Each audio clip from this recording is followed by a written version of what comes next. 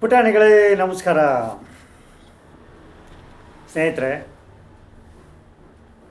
ಇವತ್ತು ಒಂದು ಸಣ್ಣ ಕತೆ ಹೇಳ್ತೀನಿ.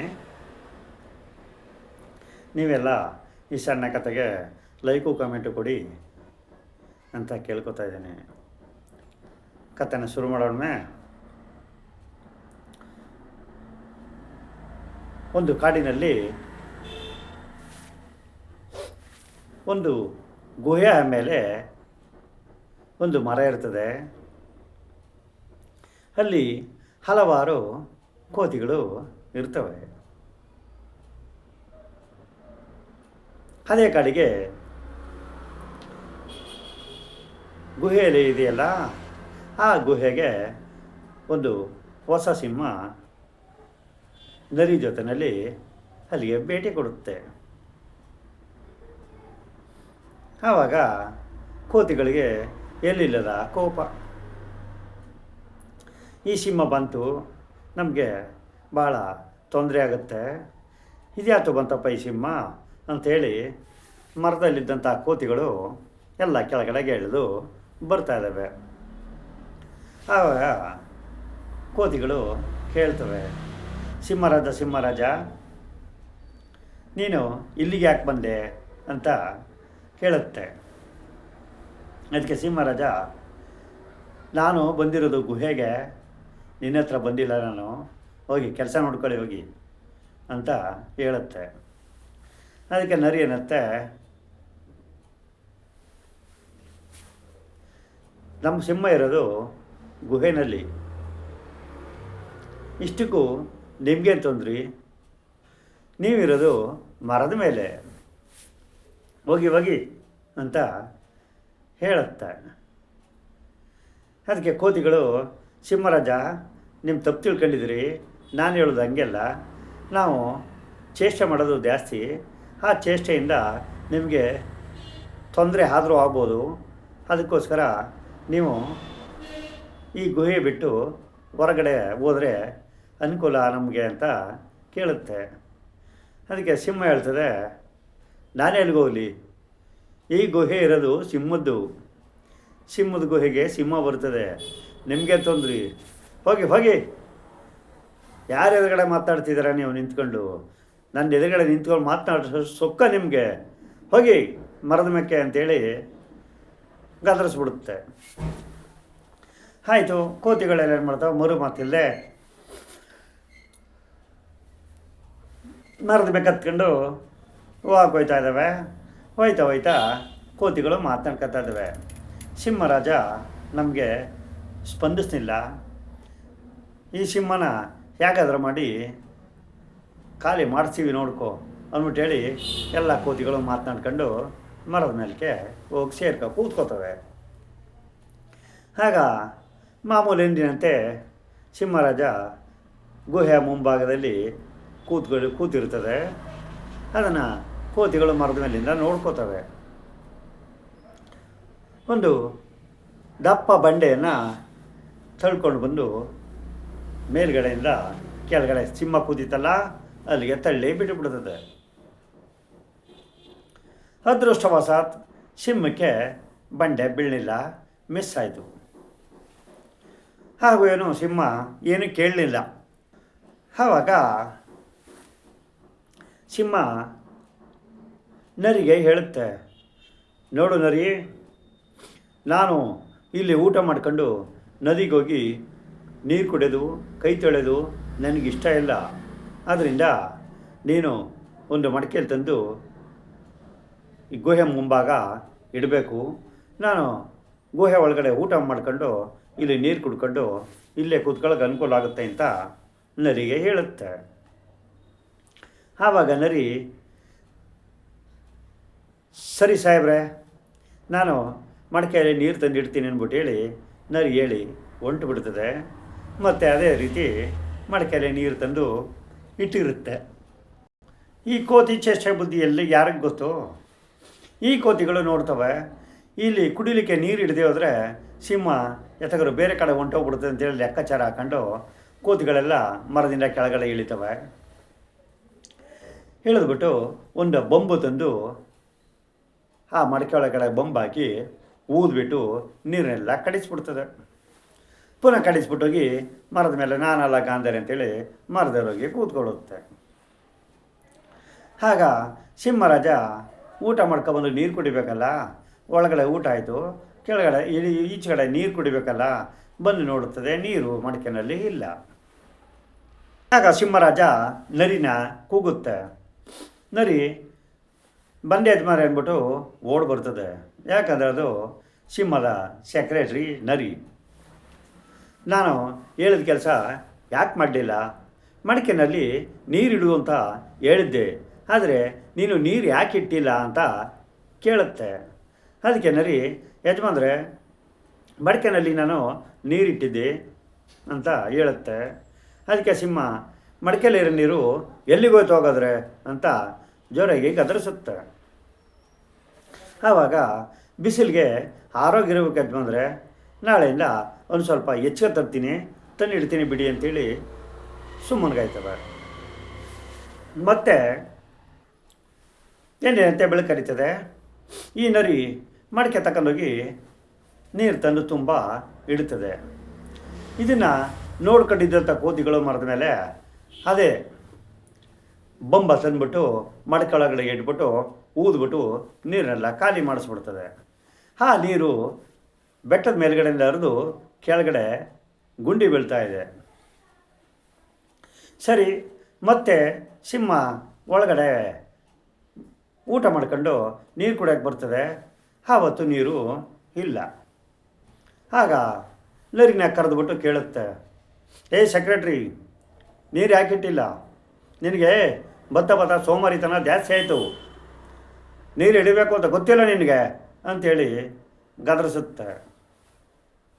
ಯಾಕೆ ನರಿ, ಯಜಮಾನ್ರೆ ನೆನಗಿನ್ನ ಇವತ್ತು ಜಾಸ್ತಿ ಇಟ್ಟಿದ್ದಿ, ಆದರೂ ನೀರು ಏನಾಗಿದೆ ಅಂಥೇಳಿ ನನಗೆ ಗೊತ್ತಿಲ್ಲ, ಸಾಮಾನ್ಯಾಗಿ ಬಿಸಿಲು ಸಾಕೋಕ್ಕೆ ಕುಡ್ಕೊಂಡಿರಬೇಕು ಅಂತ ಹೇಳಿ ಸುಮ್ಮನಿಗಾಯ್ತದೆ. ಕೋತಿಗಳು ಮರದ ಮೇಲೆ ಕೇಕೆ ಹಾಕೊಂಡು ನಗ್ತಾ ಇದ್ದಾವೆ.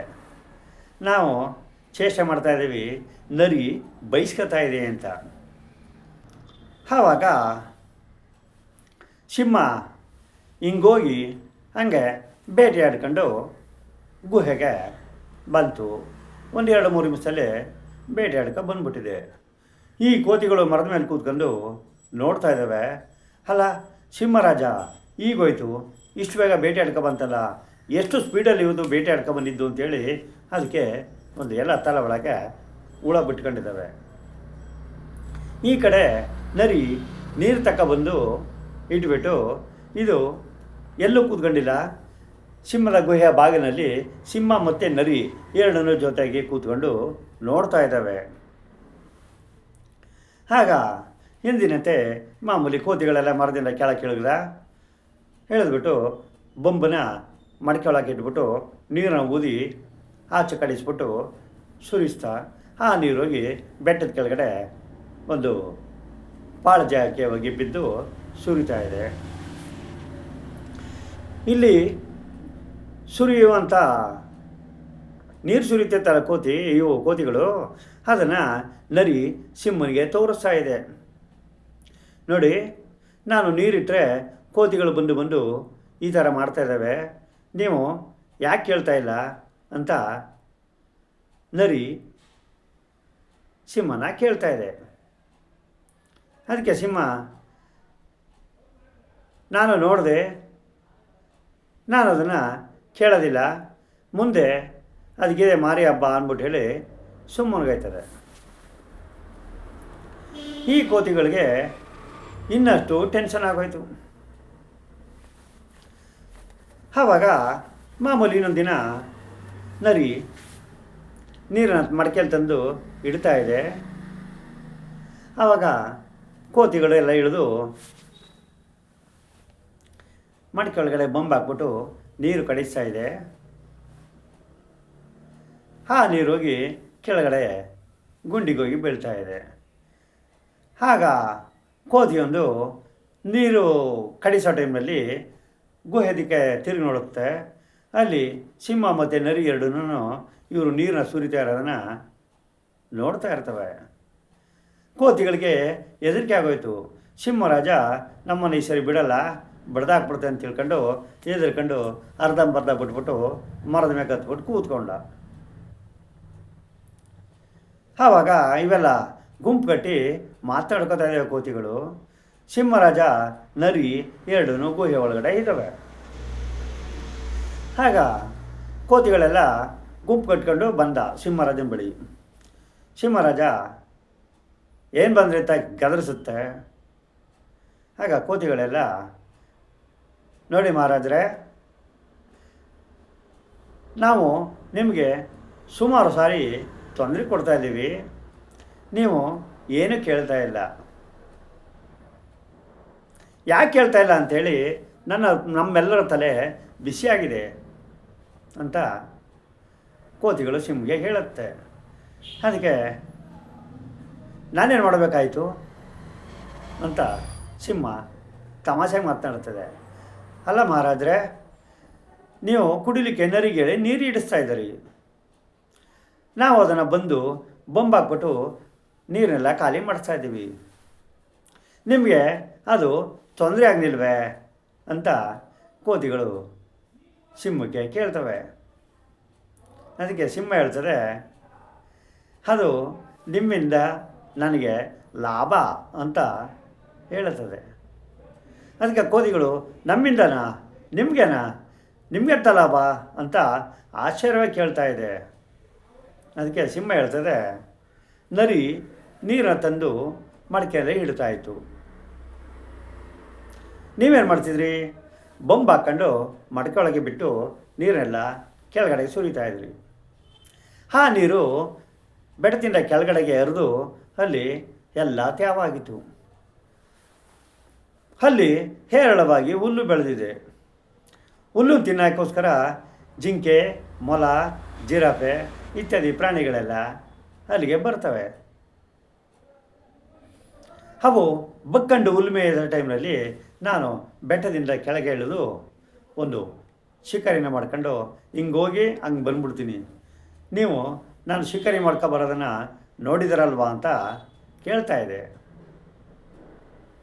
ಹೌದು ಮಹಾರಾಜರೇ, ನೀವು ಹಿಂಗೋಗಿ ಹಂಗೆ ಶಿಕಾರಿ ಮಾಡ್ಕೊಂಡು ಹಿಡ್ಕೊಬರ್ತಾ ಇರೋದನ್ನು ನಾವು ನೋಡಿದ್ದೀವಿ, ಇಷ್ಟು ಬೇಗ ಎಲ್ಲಿ ಸಿಕ್ತು ಸಿಂಹಕ್ಕೆ ಶಿಕಾರಿ ಅಂತ ಹೇಳು ಅಂದ್ಕೊಂಡಿದ್ದೀವಿ ಅಂತ ಕೋತಿಗಳು ಸಿಂಹಗೆ ಹೇಳ್ತವೆ. ಅದಕ್ಕೆ ಸಿಂಹ ಹೇಳ್ತದೆ, ಬುದ್ಧಿವಂತಿಕೆ ಮಾತು ಉಪಯೋಗಿಸುತ್ತೆ ಸಿಂಹ. ನೋಡಿ, ಒಬ್ಬರು ಇನ್ನೊಬ್ಬರಿಗೆ ತೊಂದರೆ ಕೊಡ್ತಾಯಿದ್ದೀವಿ ಅಂತ ಹೇಳಿ ತೊಂದರೆ ಕೊಟ್ಟರೆ ಅದು ಅವ್ರಿಗೆ ಲಾಭನೇ ಹೊರ್ತು ನಷ್ಟ ಇಲ್ಲ. ಇದರಿಂದ ನಾನು ತುಂಬ ಲಾಭದಲ್ಲಿದ್ದೀನಿ, ಶಿಕಾರಿ ಮಾಡೋಕ್ಕೆ ನನಗೆ ತುಂಬ ಒಳ್ಳೆಯದಾಗತ್ತೆ, ನಿಮ್ಮೆಲ್ಲರ ಶ್ರಮ ನನಗೆ ಅನುಕೂಲ ಆಯಿತು ಅಂಥೇಳಿ ಸಿಂಹ ಕೋತಿಗಳಿಗೆ ಹೇಳುತ್ತೆ. ಕೋತಿಗಳು ಇಂಗು ತಿಂದ ಮಂಗನಂತೆ ಕಣ್ಣು ಬಾಯಿ ಬಿಟ್ಕೊಂಡು ಮರದ ಮೇಲೆ ಹೋಗಿ ಕೂತ್ಕೋತವೆ. ಇಲ್ಲಿಗೆ ಸ್ನೇಹಿತರೆ, ಪುಟಾಣಿಗಳೇ, ಸಿಂಹ ಮತ್ತು ಕೋತಿ ಕತೆ ಮುಗೀತದೆ. ಪುಟಾಣಿಗಳೇ, ಮನುಷ್ಯರು ಹೆಂಗೆ ಒಬ್ರಿಗಿಂದ ಒಬ್ರಿಗೆ ಹೆಂಗೆ ತೊಂದರೆ ಕೊಡ್ತಾರೆ, ಅದೇ ಥರ ಪ್ರಾಣಿಗಳಿಗೂ ಕೂಡ ತೊಂದರೆಗಳು ಕೊಡ್ತವ್ರಲ್ವೇ. ನೋಡಿ, ಮನುಷ್ಯರೊಬ್ಬರು ತೊಂದರೆ ಕೊಡ್ತಾರೆ ಅಂತ ತಿಳ್ಕೊಂಡಿದ್ದು ಪ್ರಾಣಿಯಿಂದ ಪ್ರಾಣಿಗಳಿಗೂ ತೊಂದರೆಗಳು ಕೊಡ್ತಾಯಿದ್ದಾರೆ. ಈ ತೊಂದರೆಗಳು ಹೆಚ್ಚ ಕಾಲ ಉಳಿಯೋದಿಲ್ಲ ಅಂಥೇಳಿ ನಾವೇ ತಿಳ್ಕೋಬೇಕು.